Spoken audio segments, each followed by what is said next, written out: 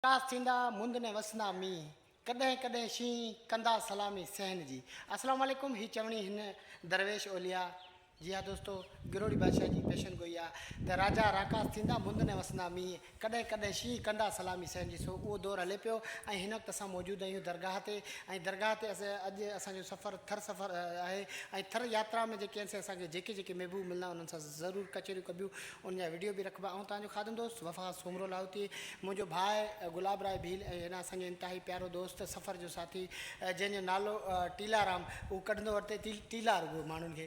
सो ॾाढो बहितरीनु माण्हू आहे ऐं मोहबती माण्हू आहे ऐं मेंद्रे खे घणो यादि करे पियो। ऐं हिकिड़ो अखर हुनजो मेंद्रे जो तकिया कलाम उहो आऊं नथो चवां पर उन खे बि यादि पियो करे। ऐं हेॾा असांजो भाउ मिठू भाई ऐं असां वरी पोथी वारो भगत बि गॾु खयूं, उहो आहे भगत भागचंद सांगी।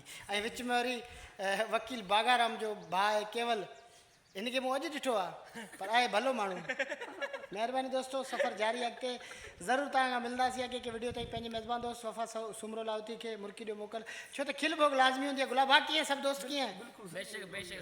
भले जियो कयूंसीं। ठीकु सर, महिरबानी लख